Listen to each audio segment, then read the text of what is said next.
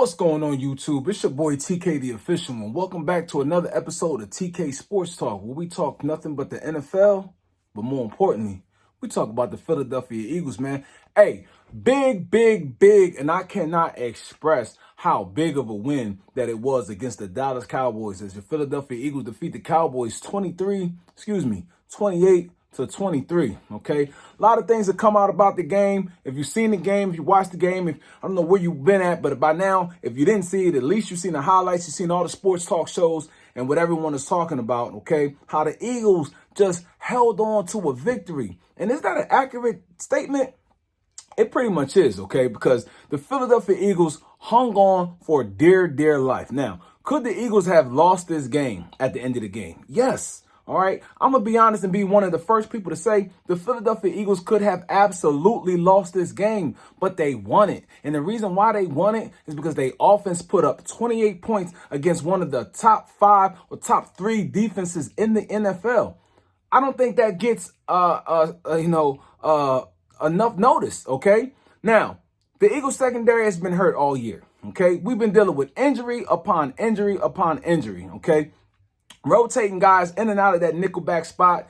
Bradbury, he's a little bit over the hill, but we had to sign him because there wasn't that, too many good corners to have, back to sign on the roster coming up for this season when it started. And plus, Bradbury had success last season, so we figured that if he had another year to come back, he'd had the same similar type of success, okay? Unfortunately, it hasn't worked out that way, okay? We've been ravaged by injuries, not only in the nickel cornerback spot, but also in the safety position, all right? Listen, we had guys, first we didn't know who was going to play. When we started out the season, it was about 5 guys in contention for the starting spot. The only guy who we knew who was etched and sketched as a starter was Reed Blankenship. Now, Reed, your last 2 games, not very good, all right? Then you got a bye week, and you're coming back against Kansas City.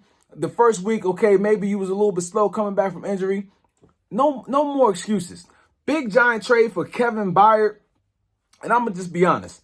As of the moment, the trade has not paid off. I have not seen any impact plays or any impact period from Kevin Byard. All right, now it's early. Okay, you get a guy like that to put you over the top and win the Super Bowl, okay? To make crucial plays, to get guys lined up where they need to be, to understand situational football. Unfortunately, that hasn't panned out and it hasn't been the case just yet, okay? But we got a bye week coming up. We got 8 more weeks of the regular season left to go, okay? Plenty of time for these guys to figure out what's going on, okay? Hopefully, we get some continuity out there. But with this bye week, the Eagles really need to figure out what they want to do on defense, okay? We're going to get to the offense, but right now, I want to focus on the defense, okay? Because people are saying we got the worst secondary in the league.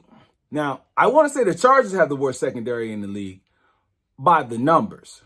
But when you watch it by the eye test, we've just been susceptible to the pass. Now, teams have to pass against us. We are the number 1 team in the league against the rush. Okay, so that has to also be taken into account that teams just do not feel it is fruitful to run the ball against us or to even try. They don't even try to be honest. They just say, listen, you got Big Jordan Davis in the middle. You got Jalen Carter. You got Fletcher Cox. You got Milton Williams. You got Contavious Street, well, he's not on the team no more. And anybody else you line up in there in the middle of the D-line, we can't run against them. Hassan Reddick making plays on the outside. All right, you used to think that you could run at Hassan Reddick like he was Michael Parsons, but you cannot do that. All right, you can't run at Josh Sweat either because he's been showing himself to be a run-stopping defensive end.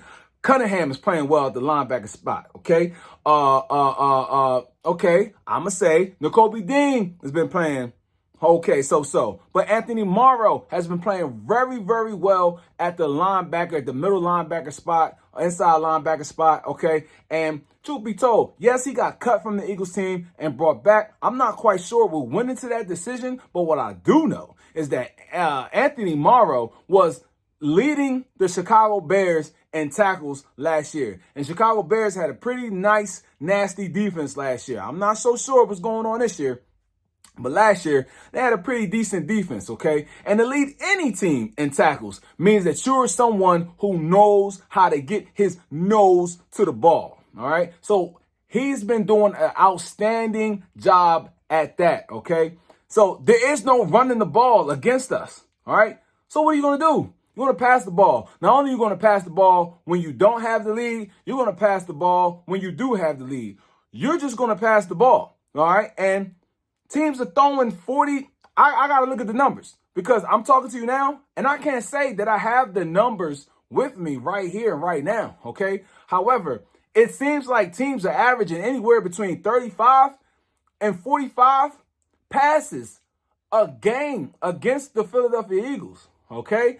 A lot of this is in crunch time or whatever. All right. Now, this is no excuse, right? Because why we can't get off the field, why we can't make crucial stops when we need to, why we just can't play smart situational football, I do not know for the life of me, okay? Because there are situations where I just feel like DBs are lined up on the outside of a wide receiver, just giving them a free inside release on the beat them on the slant, and I don't understand why you're not lining up inside and using the sideline, using the boundaries as an extra defender, okay? I mean, that's Pop Warner football, all right? If it's not Pop Warner football, then it's high school football. Okay, and if it ain't high school football, damn it, at least at the college level, you know how to line up and how to play. All right, we got safeties that I don't know if we're trying to disguise the defense and our safeties are just getting caught out of position, trying to like not line up where they actually gonna be. But whatever's going on, it's not working. I'd rather the safeties be where they're gonna be, and know what area of responsibility they have, and figure it out. All I do know is that in this particular off week, bye week, whichever you want to call it, we got some things to figure out. Like, Lucy, you got some explaining to do. All right.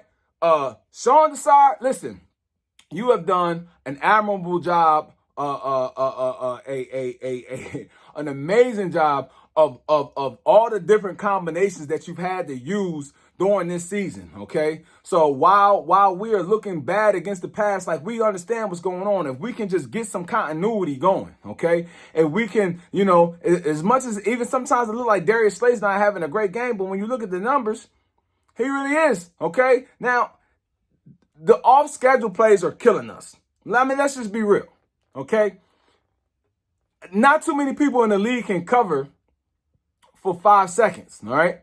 Now, the Eagles, we got a great defensive line, but when you play against a quarterback that's got a little bit of mobility, and it's not even that we're scared of the quarterback running, okay? You just need to know how to manipulate the pocket, all right? And receivers need to understand that when a quarterback is leaving the pocket or being flushed from the pocket, how to get open, how to get in the sight of the quarterback, okay?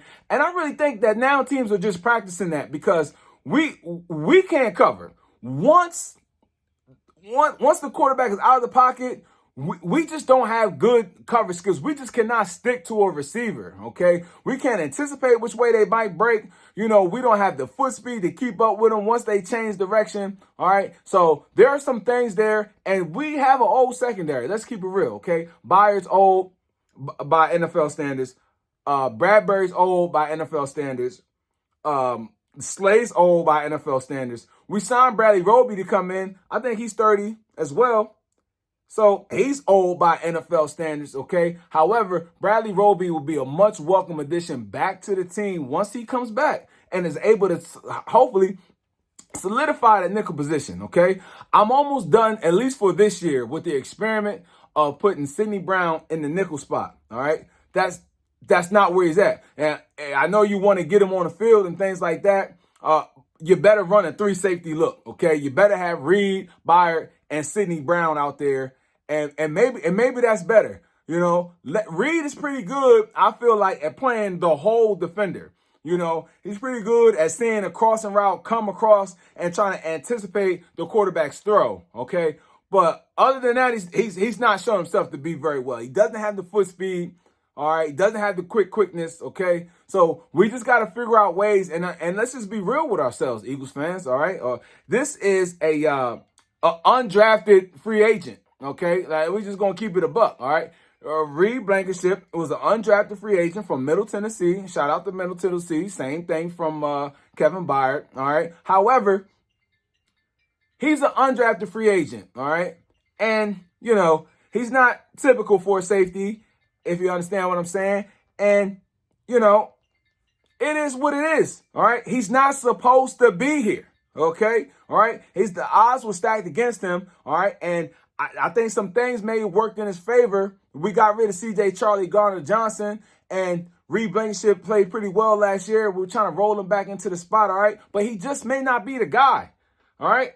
So, it's just a harsh reality. I'm loyal to my team before any player. Okay, so we have to retool. We got to figure out what's going on in this secondary in order to go through these next stretch of games. All right, and I'll save that for another podcast where we talk about the stretch of games coming up, because everybody wants to talk about how hard the Eagles schedule is and what the Cowboys schedule is like. And I really didn't want to talk about the Cowboys, and so I'm not. But as far as our schedule goes, okay, I don't really want to get into this right now. Okay, but we have the Chiefs on the road Monday night.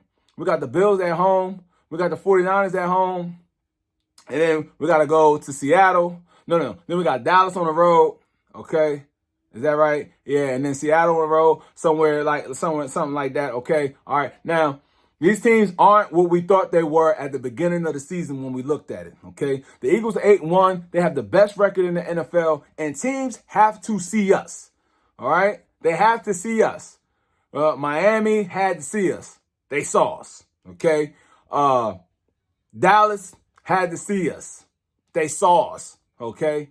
Every team had to see us, and they saw us, and we put it down. All right. Well, 4 turnovers lost the game to the Jets. All right. Will we have another game like that? I pray not. But all of these teams, it's just as much pressure on them. They're saying, oh, crap, we got to play the Philadelphia Eagles. All right. Now, we know that if we solidify some things, and it's not about the pass rush. All right, these guys are getting there. These guys spend all week long trying to figure out how to stop this Eagles pass rush. All right, if they keeping 6 in the block, sometimes I think they might keep 6 plus the running back, the chip. Okay, and so that's 7, right? And you got the quarterback, that's 8. You got 3 guys out there in the route. All right, and the quarterback escape the pocket, make something happen. Sometimes he do, sometimes he don't. Okay, understand what's going on. All right, they know that the Eagles pass rush is the biggest way to lose a game if they don't stop it. So what you think they're going to do? They saw us all last year. They seeing us now again this year. Okay, so when that pass rush is not there, we need to make sure the back end is solid as it can be, because that's the real issue here. Okay, all right, I'm going to get into some things, man, but I just wanted to say the secondary, as the Eagles go into the bye week, the most important thing is that we figure out what can we do with the secondary. Do we need to play more zone? Do we need to play more man? Do we need to stop playing man and just play zone and let everybody's eyes be to the quarterback? So we play cover 2 with a cover 2 underneath. All right, keep the cornerback underneath, keep the safety over top, and the trail technique, because we know that these quarterbacks want to get rid of the ball quickly because they have to. All right, so we need to figure out what's best for this team versus what we would like to do.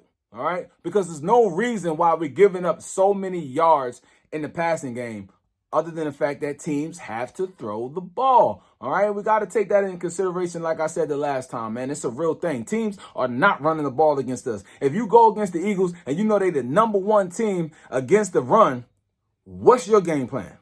It's to pass the ball. And I don't care. And we know it too.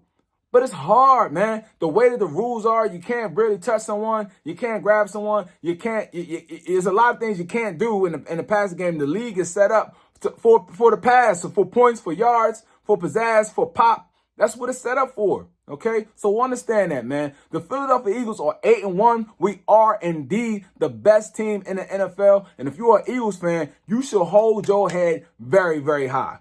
All right, we'll get into some more talk the rest of the week. I know I haven't done a podcast in a minute. All right, I had a lot of things going on, but I definitely been watching my birds, man. We'll get into a lot of the chit-chat talk that's been going on this week and after the game, man. You know what I'm saying? Because I feel a little disrespect. All right, I ain't gonna lie to you. I feel a little disrespect out there. Okay, people want to put dirt on our names so bad. They so mad that the Philadelphia Eagles are 8-1, man. But the Philadelphia Eagles are 8-1. Have yourselves a great Eagles day. I'll be back to you with another podcast real soon, man. Fly, Eagles, fly.